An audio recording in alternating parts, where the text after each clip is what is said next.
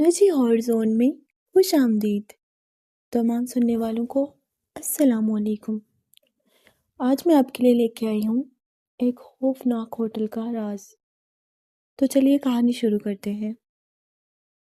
یار یہ بات میں آج تک کم ہی لوگوں کو بتاتا ہوں، کیونکہ جتنے لوگ سنیں گے آدھے ہنس دیں گے اور آدھے ڈر کے چپ ہو جائیں گے، لیکن جو ہوا وہ میں نے خود دیکھا اپنی آنکھوں سے۔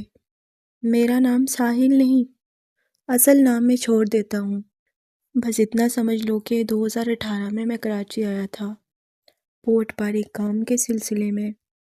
2 دن کا چکر تھا، بجٹ کم تھا تو کسی بڑے ہوٹل کا سوال ہی نہیں تھا۔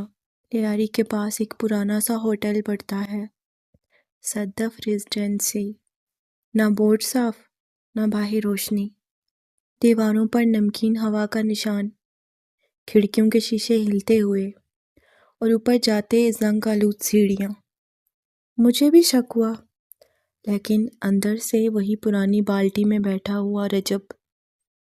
وہ بولا، بھائی سستا ہے، 2 راتیں گزار لو، ویسے بھی یہاں اب کوئی گڑبڑ نہیں ہوتی، بس پرانی کہانیاں ہیں۔ میں نے کہا، کون سی کہانیاں؟ وہ ہنس کر بولا، چھوڑو بھائی، رات گزارنی ہے یا بھوت پکڑنا ہے۔ خیر میں چلا گیا، کمرہ نمبر 210 ملا۔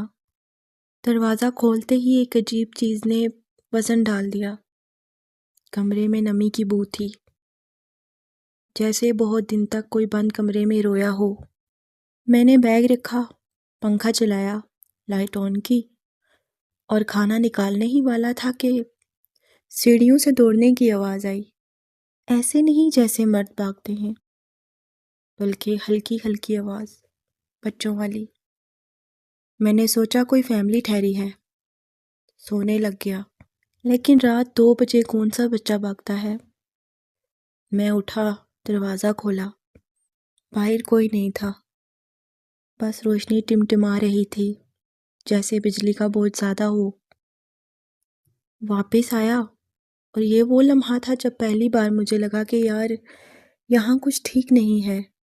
کمرے کے کونے میں رکھی پانی کی بوتل خود بخود ٹک کی آواز سے ہلی۔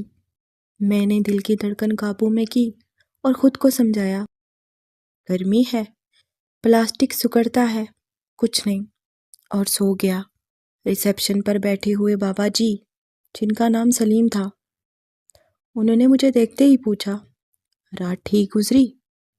میں نے ہنستے ہوئے کہا، ہاں سو تو گیا تھا، بس اوپر کوئی بچہ بھاگ رہا تھا۔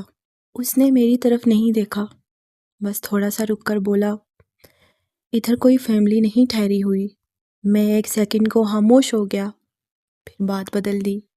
رات کو 11:30 بجے میں کھڑکی کے پاس بیٹھا فون گھما رہا تھا۔ باہر لائٹ کم تھی، گلی میں خاموشی تھی۔ لیاری کی راتیں ویسے بھی جلدی سو جاتی ہیں۔ اچانک نیچے سے ایک لڑکی کی ہلکی سی سسکی آئی، ایسے نہیں جیسے کوئی روئے، ایسے جیسے کوئی سانس روک کر رونے کی کوشش کر رہا ہو تاکہ کسی کو پتہ نہ چلے۔ میں نے کھڑکی سے جھانکا، نیچے گلی خالی، سسکی پھر آئی، اس بار تھوڑی صاف۔ لگ رہا تھا جیسے وہ آواز میرے کمرے کے اندر سے آ رہی ہو۔ میں نے کھڑکی بند کی اور جیسے ہی مڑا، کمرے کا دروازہ خود بخود بند ہو گیا۔ زور سے نہیں، آہستہ، بالکل ایسے جیسے کسی نے ہاتھ سے دھکیل کر بند کیا ہو۔ میری سانس اٹک گئی۔ میں نے آگے بڑھ کر دروازہ کھولا، پیچھے کوئی نہیں تھا، اور اس لمحے کمرے کی لائٹ ایک بار پھر ٹمٹمائی۔ اگلے دن میں نے رجب سے بات کی۔ وہ پہلے مجھے ٹال رہا تھا، پھر مجھے گھورتا رہا، آخر بولا، بھائی تم کمرہ نمبر 210 میں ٹھہرے ہو نا؟ میں نے کہا ہاں۔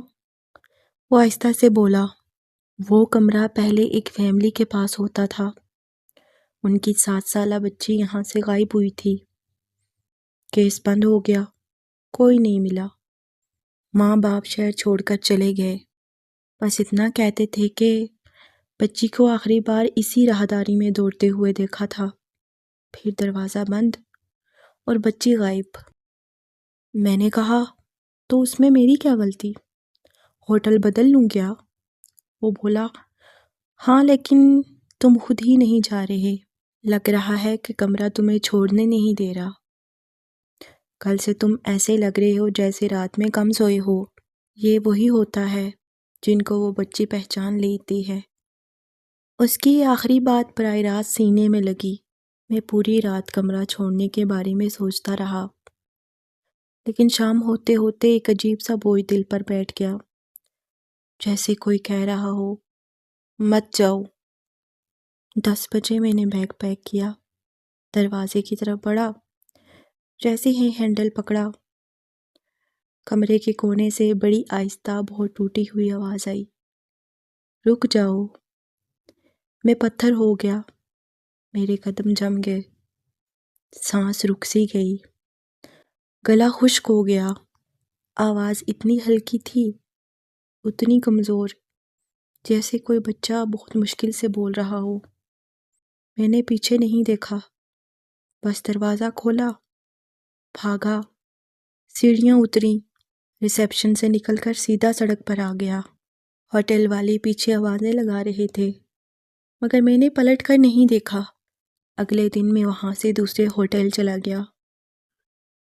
رات کو اپنا فون چیک کر رہا تھا، فون میں ایک تصویر تھی جو میں نے نہیں بنائی تھی۔ تصویر ہوٹل کی راہداری کی تھی اور پیچھے دور ایک چھوٹی سی بچی کھڑی تھی، چہرہ دھندلا، بال بکھرے، ایسا لگ رہا تھا جیسے وہ میرے آگے آگے چل رہی ہو۔